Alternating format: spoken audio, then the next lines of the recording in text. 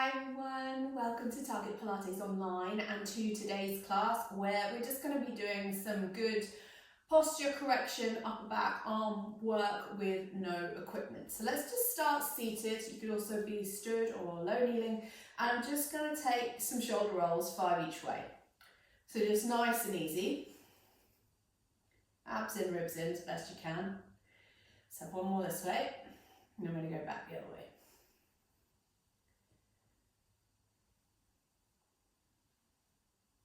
And just really feel how your shoulder blades are moving around the back there. Let's take our palms facing up and keep the elbows tight into the sides. So we're going to build into the exercise we call the dumb waiter. Let's go one at a time. So I'm going to open my right elbow as much as I can without thrusting my ribs, which I'm pulling in pretty hard here, or altering my posture, or taking my elbow really too far away from my side. So we've gone over to the left. And it's called the dumb waiter because you're just imagining you're holding a tray. So by working one way or the other, you can see how much of a restriction there appears to be in my left compared to my right. There's a lot more opening of rotation from decades of doing one-sided sports. It's never quite figured its way back out. And then come back. Now let's go both together. So really, for me, my whole focus is not on the arms, more so the ribs. So I'm trying not to arc into my upper back. I'm really keeping my bottom ribs in and down. Probably quite interesting to do this also lying on the mat, just to sort of see where we are with it. Go. And come back. Now I'm just going to put my right hand down. Start with the left arm across the body, and then we're going to rotate out into the dumb waiter and then lift the arm up. So it's as turned out as I can. So my thumb is pulling down, the elbow comes into the waist, and then we rotate back.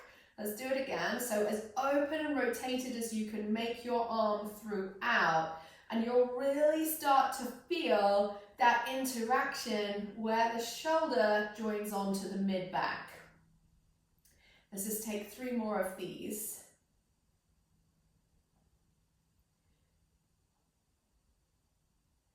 And then we'll have one more. So it's a variation of the exercise you find in the sidearm series on the reformer known as squackity, also can be taught about as in drawing the sword. So we have 6. Let's just see where we end up here. You can see we do not need weights to make this challenging. It's pretty thinky, is what we would say in my studio. Let's take one more. And then let's just take both arms at once. We're only going to come from the dumb waiter position.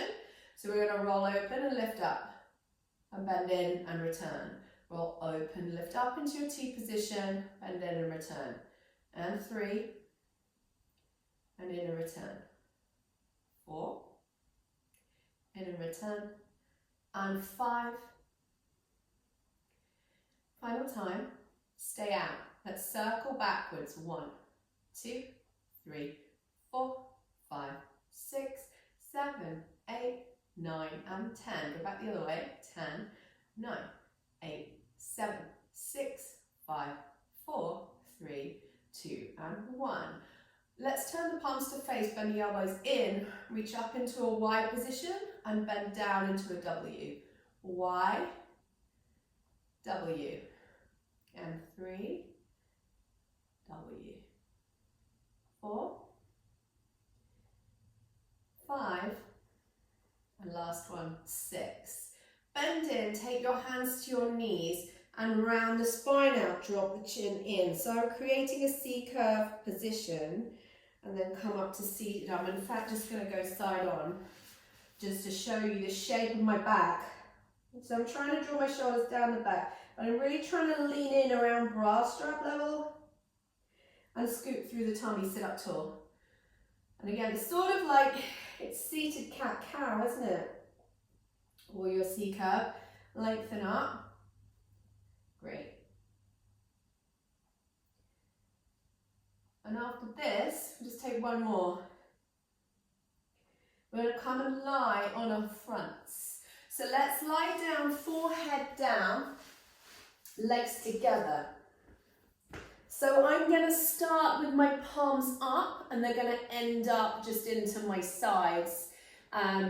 We can try both. Let's just see. So we go palms up. Let's just lift up into the dart.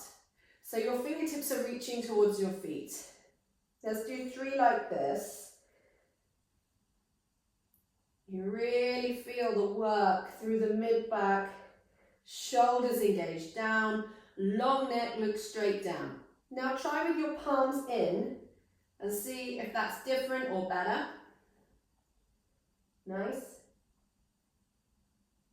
And last one.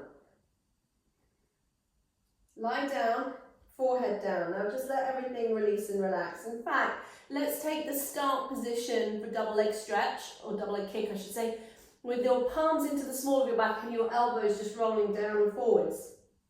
So in that internal rotation, just by way of a stretch. Now we're coming into the stopped exercise reverse 100. So you're going to beat the arms as you would do in the 100, but you're in that dart position. So as and when we're ready, let's just take the palms facing up and then reach your fingers to your feet, keep your legs tight together and really press the inside thighs. Let's come up and reach the fingertips, now begin to beat and we breathe in, 2, 3, 4, 5, out, 2, 3, 4, 5, 2, 2, 3, 4, 5, out, 2, 3, 4, 5, 3, out, 2, 3, 4, 5, 4, out, 2, 3, 4, 5, 5, out, 2, 3, 4, 5, 6, out, 2, 3, 4, 5, 7, out, 2, 3, 4, 5, 8, out, 2, 3, 4, 5, 9, out, 2, 3, 4, 5, 10, 2, 3, 4, 5. Release the arms down, release the head down, and I'm going to come into the yin yoga pose known as closed wing. So similar to what we just did effectively. If, by the way, do that if that suits you better. This is quite intense. You're going to take your right arm underneath you and your left arm underneath you, so they're crossed. And you're just going to sort of lend your weight to the stretch. We could put a block under the head here if you wanted to. I do not have one available. But just feel the compression of the lungs and chest, but the opening across the upper back.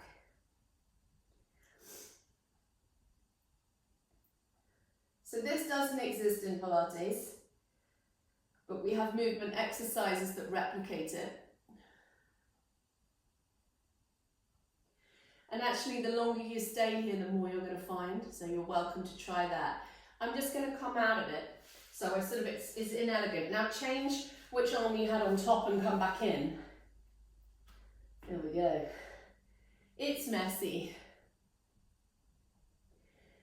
And also you may find like having one way is easier than the other. So for me, I tend to go the easy way first, which is very much what's just happened here. And just try to breathe into it. Because the air can't come into the front of the lung, you feel it really expands that space.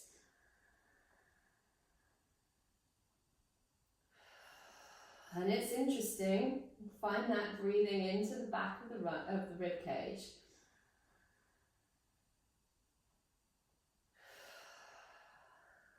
Last one.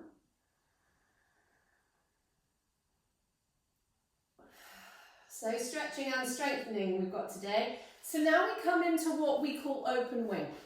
So I'm going to place down my right palm and my hand is either in line with the shoulder or slightly higher.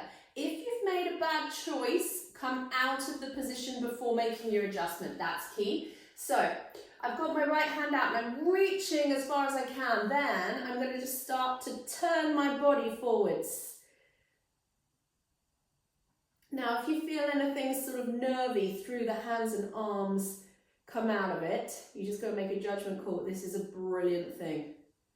This is such a great thing if you've been at a desk. I find this just endlessly helpful.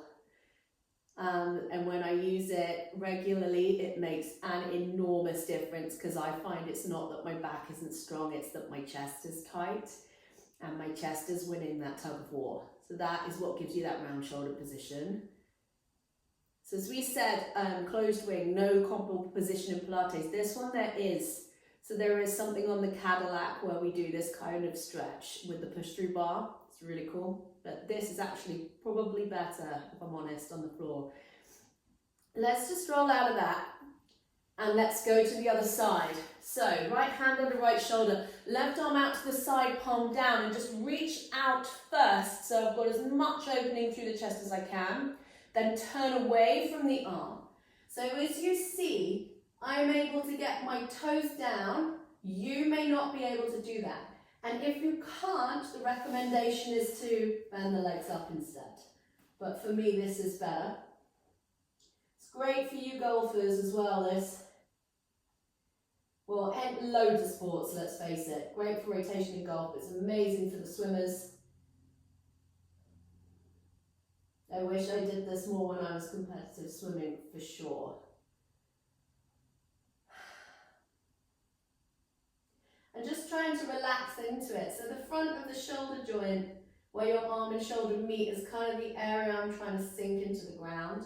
But it's really important you don't force it. So just let it relax. And again, if it's too much, we'll just come out.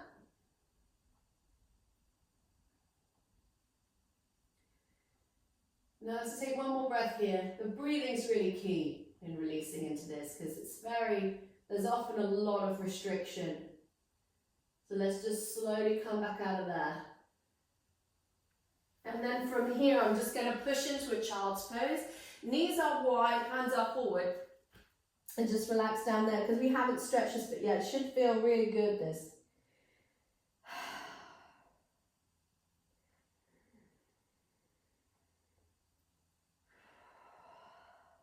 One more breath. You could stay here longer if you want, of course. But we're time poor in this class right now. And so when you're ready, let's just start to come out of it. What I'm doing is I'm pressing into my hands and almost imagining that I'm pulling the mat towards me as I round through the spine, just creating that stretch around the shoulder blades to come up. And then let's turn and face front. So that is such a useful class to use regularly, especially if you're at a desk, especially if you're round-shouldered, or you just want to improve your posture in general. That is a great little mobility sequence to try and use with the combo of mobility and stretching. I think that's like my best stuff. So hope that helps you. Let me know what you think in the comments, and I'll see you again soon.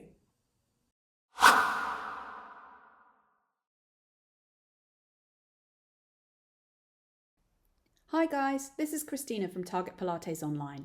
If you've enjoyed this class today, why not check out our website for our entire back catalogue of videos and courses, weekly 60-minute class and bi-monthly live events, all totally ad-free. Come visit us today at targetpilates.online or click on the link below this video.